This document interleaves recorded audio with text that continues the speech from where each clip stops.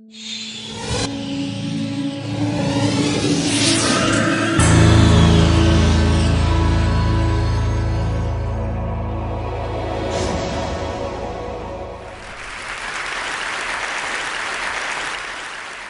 I want to start by offering you a free, no-tech life hack.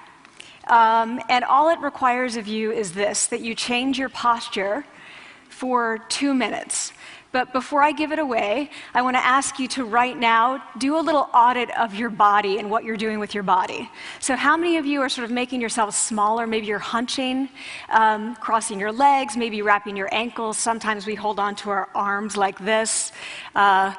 Sometimes we spread out. I see you.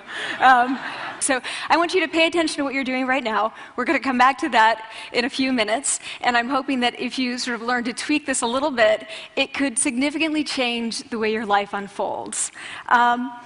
So we're really fascinated with body language, and we're particularly interested in other people's body language. You know, we're interested in, like, you know, an awkward interaction, or a smile, or a contemptuous glance, or maybe a very awkward wink, or maybe even something like a handshake. Here they are arriving at number 10, and look at this lucky policeman gets to shake hands with the President of the United States. Oh, and here comes the Prime Minister of it. No.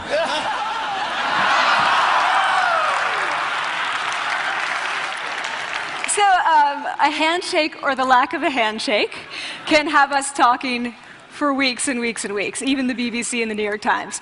So obviously, when we think about nonverbal behavior or body language, but we call it nonverbals as social scientists, it's language. So we think about communication. When we think about communication, we think about interactions. So what is your body language communicating to me? What's mine communicating to you? And there's a lot of reason to believe that this is a valid way to look at this. So social scientists have spent a lot of time looking at the effects of our body language or other people's body language on judgments. And we make sweeping judgments and inferences from body language. And those judgments can predict really meaningful life outcomes, like who we hire or promote, who we ask out on a date. For example, Nalini Ambady, a researcher at Tufts University, shows that when people watch 30-second soundless clips of real physician-patient interactions, their judgments of the physician's niceness predict whether or not that physician will be sued. So it doesn't have to do so much with whether or not that physician was incompetent, but do we like that person and how they interacted? Even more dramatic, Alex Todorov at Princeton has shown us that judgments of political candidates' faces in just 1 second predict 70% of US Senate and gubernatorial race outcomes. And even, let's go digital, emoticons used well in online negotiations can lead you to claim more value from that negotiation. If you use them poorly, bad idea, right? So when we think of nonverbals, we think of how we judge others, how they judge us, and what the outcomes are. We tend to forget, though, the other audience that's influenced by our nonverbals, and that's ourselves.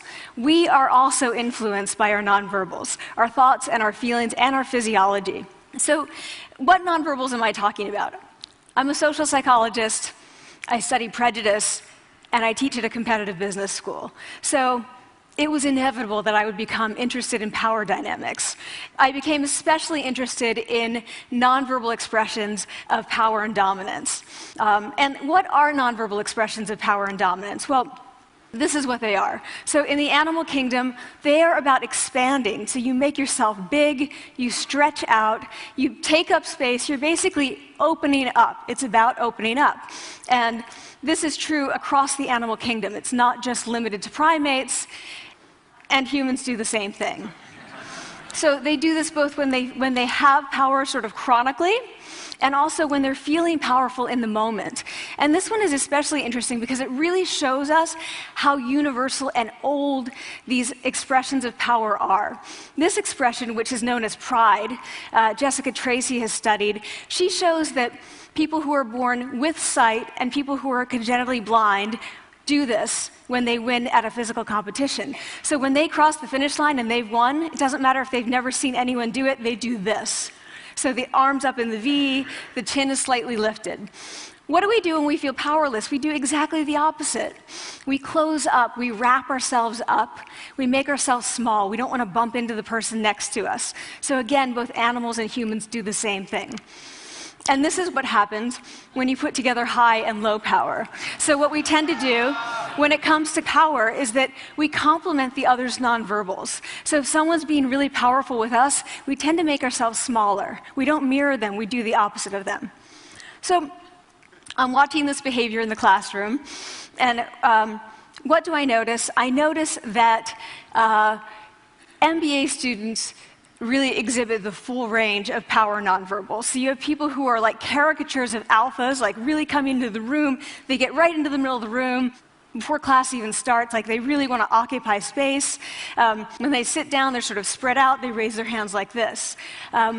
You have other people who are virtually collapsing when they come in. As soon as they come in, you see it. You see it on their faces and their bodies, and they sit in their chair and they make themselves tiny, and they go like this when they raise their hand. I noticed a couple things about this. One, you're not going to be surprised. It seems to be related to gender. So women are much more likely to do this kind of thing than men. Women feel chronically less powerful than men, so this is not surprising. But the other thing I noticed is that it also seemed to be related to the extent to which the students were participating and how well they